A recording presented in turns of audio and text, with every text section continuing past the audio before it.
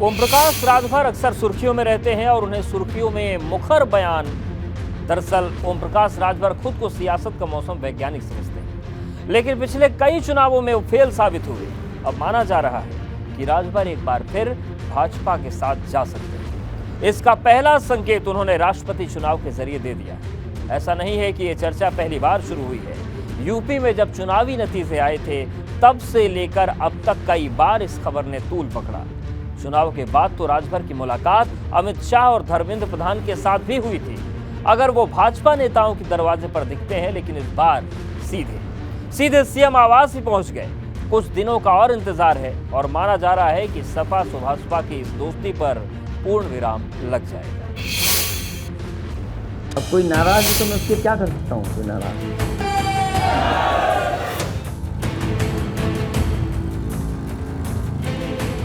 सपा और सुभाषपा के गठबंधन का भविष्य क्या होगा, इस पर अब सिर्फ औपचारिक ऐलान बाकी है, क्योंकि जो होना था वो तो हो चुका है। राजभर ने वैसे तो 3 दिन का अल्टीमेटम दिया था, लेकिन गठबंधन तोड़ने का ट्रेलर तभी दिखा दिया जब वो सीएम आवास पर हुए डिनर में पहुंच गए। यानी राजभर ने अब बगावत का बिगुल बजा दिया है। बस इंतजार है तो इस गठबंधन पर पूर्ण विराम लगाने का।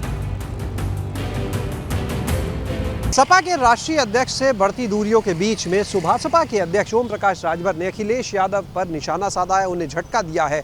सुभाषपा अध्यक्ष ओम प्रकाश राजभर ने कहा कि अखिलेश यादव को गठबंधन धर्म का पालन करना नहीं आता है। उन्होंने साफ तौर पर कहा कि जिस तरह से चाहे विधानसभा चुनाव की बात की जाए या फिर आजमगढ़ और रामपुर चुनाव की, उसमें जो शिकस्त मिली, जो हार का सामना करना पड़ा है, उसके लिए कहीं ना कहीं अखिलेश यादव ही जिम्मेदार है। उनकी जो कार्यप्रणाली है वो जिम्मेदार है। जिस तरह से वो अपने फैसलों में गठबंधन के जो सहयोगी हैं उनको शामिल नहीं करते हैं, उसका नतीजा भी भुगतना पड़ रहा है। और ये माना जा रहा है कि बहुत जल्द ओम प्रकाश राजभर खुलेआम अखिलेश यादव को एक और झटका दे सकते हैं। चाहे वो बात की जाए फिर राष्ट्रपति चुनाव में समर्थन देने को लेकर, ये माना जा रहा है कि अब ओम प्रकाश राजभर की जिस तरह से तलखी बढ़ रही अखिलेश यादव से, वैसे हालात में वो द्रौपदी मुर्मू को अपना समर्थन भी दे सकते हैं।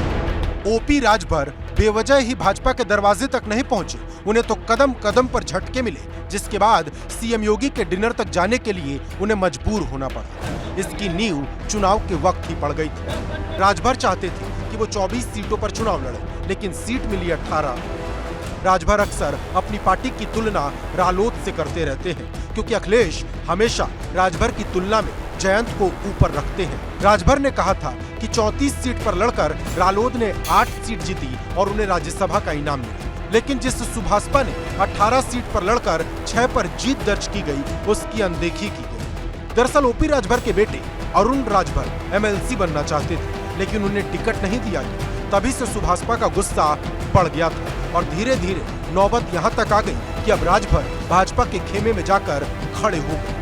भाजपा के नेता भी इशारा करते हैं कि राजभर अब भगवाधारी होने वाले हैं। प्रकाश राजभर जी उत्तर प्रदेश के बड़े नेता हैं और उन्होंने समाज के लोगों के लिए संघर्ष किया है और उन्होंने जो कहा है वो सही कहा है, उनका हम स्वागत करते हैं।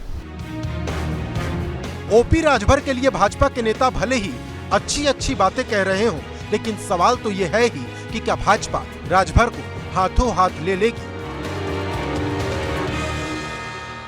इसमें तो कोई दो राय नहीं कि भारतीय जनता पार्टी और ओपी राजभर में कोई खिचड़ी पक रही है। यही वजह है कि ओपी राजभर आजकल समाजवादी पार्टी और अखिलेश यादव के प्रति आक्रामक हैं और मुझे लगता नहीं कि बहुत जल्दी कोई ये गठबंधन टूटेगा या ओपी राजभर भाजपा के साथ जाएंगे या भाजपा में शामिल होंगे, क्योंकि 2024 अभी काफ़ी दूर है। अब सवाल बड़ा ये है कि क्या वाकई अखिलेश और राजभर की दोस्ती का दी एंड हो गया, क्योंकि राजभर भले ही सीएम योगी की दावत में शामिल हुए हों, लेकिन अभी तक गठबंधन तोड़ने का ऐलान नहीं किया और न ही अखिलेश ने गठबंधन तोड़ने पर एक शब्द बोला है। देखिए, जो छोटे राजनीतिक दल होते हैं वो कहीं ना कहीं सत्ता के आसपास ही रहना चाहते हैं। जब राजभर भाजपा के साथ आए थे तब सत्ता के लिए आए थे, और जब वो समाजवादी पार्टी के साथ गए, अखिलेश यादव के साथ गए, तब उनको लग रहा था कहीं ना कहीं सत्ता में बदलाव होने वाला है, इसीलिए वो सपा के साथ गए थे। इसलिए नहीं गए थे, कोई विचारधारा की लड़ाई नहीं थी या कोई बहुत बड़ा राजनीतिक वो उनका उद्देश्य नहीं था। अब जब उन्होंने देखा कि भाजपा दोबारा सत्ता में आ गई है, लंबे समय तक सत्ता में रहने वाली है, तो फिर से वो उनका मोह भंग सपा से हो रहा है, भाजपा की तरफ आ रहे हैं, भाजपा की तारीफ कर रहे हैं और निश्चित रूप से कहीं ना कहीं उनकी कोशिश रहेगी कि लोकसभा चुनाव के पहले वो भाजपा के साथ दिखें। सबकी नजर फिलहाल 11 जुलाई पर टिकी है, क्योंकि राजभर 3 दिन का जो अल्टीमेटम दिया है वो 11 जुलाई को खत्म हो रहा है और इस बात की संभावना बढ़ गई है कि 11 जुलाई को ही अखिलेश और राजभर की सियासी दोस्ती पर पूर्ण विराम लग सकता है। Bureau report, ABP Ganga. Rajbhar अगर अखिलेश से अलग होते हैं तो उनके पास 2 बड़े विकल्प होंगे। पहला विकल्प ये कि वो भाजपा के साथ गठबंधन करें और दूसरा विकल्प ये कि वो छोटे छोटे दलों के साथ मिलकर 24 की तैयारी करें। वैसे भी ओवैसी और बाबू सिंह कुशवाहा जैसे नेताओं के साथ उनके रिश्ते काफी अच्छे माने जाते हैं। राजभर चाहेंगे तो शिवपाल समेत कई दूसरे दल भी उनके साथ आ जाएंगे। लेकिन सवाल यह है कि राजभर के इस गेम प्लान से उनकी जीत होगी या फिर अखिलेश की हार, क्योंकि एक तरफ से मायावती भी लगातार अखिलेश को हराने पर जोर लगा रही हैं और अगर ओवैसी, शिवपाल और राजभर की तिकड़ी काम पर लग गई तो 24 में अखिलेश के सामने बड़ी मुसीबत खड़ी हो जाएगी।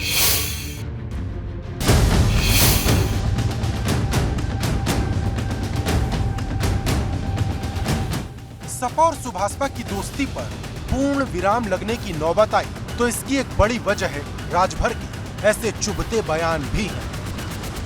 समाजवादी पार्टी के मुखिया एसी कमरे से नहीं निकले, उनको एसी कमरे से निकल करके प्रत्याशी के समर्थन में काम करना चाहिए। राजभर खुलकर बात करने के लिए जाने जाते हैं, लेकिन उनकी यही आदत अब अखिलेश से उनकी दूरी बढ़ा रही। अब सवाल ये है कि अगर वो भाजपा में गए तो क्या इसी तरह बोलते रहेंगे?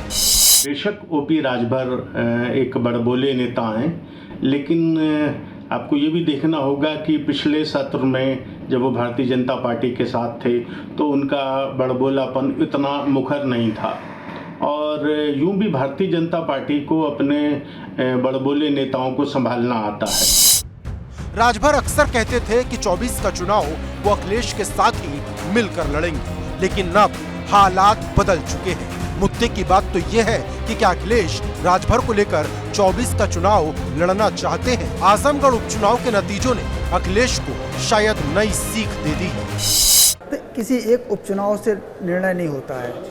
विधानसभा चुनाव में जो नतीजे आए हैं, जिस तरह सरकार बनी उत्तर प्रदेश में भाजपा की और अब लोकसभा चुनाव की तैयारी चल रही है, उसको देखते हुए राजभर को लंबे समय के लिए निर्णय लेना है और वो बहुत पहले से मन बनाए हुए थे। हमने देखा है कि विधानसभा चुनाव नतीजे आने के बाद से ही उनके सुर बदल गए थे। वो कहीं ना कहीं भाजपा की तारीफ करते दिख रहे थे, कहीं ना कहीं अखिलेश पर निशाना साध रहे थे, कहीं ना समाजवादी पार्टियों के ऊपर उंगली उठा रहे थे।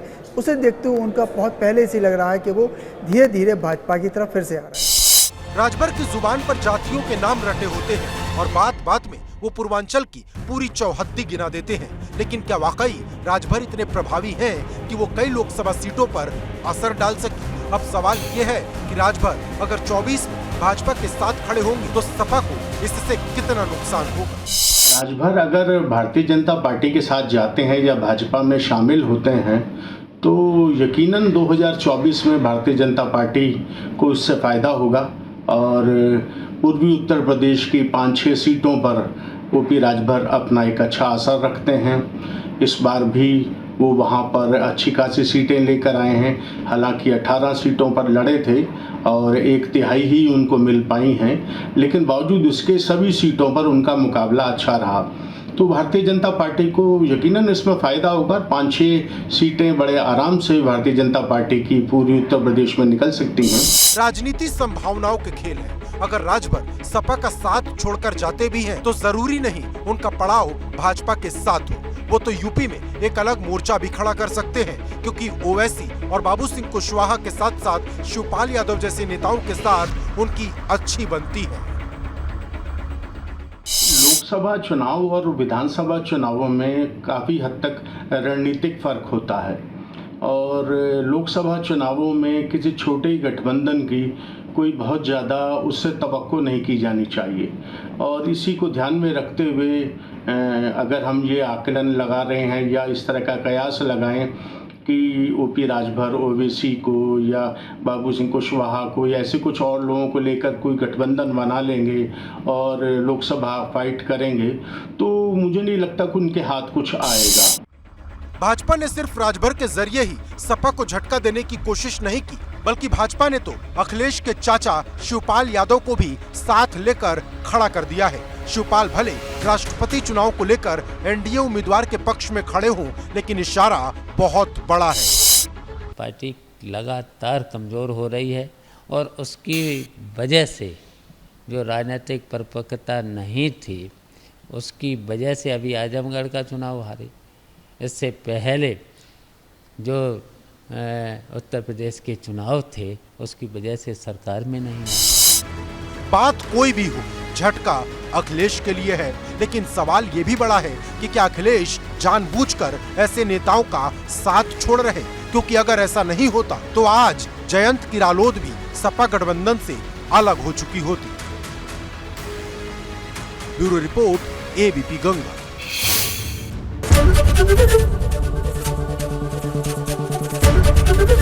एबीपी न्यूज आपको रखे आगे।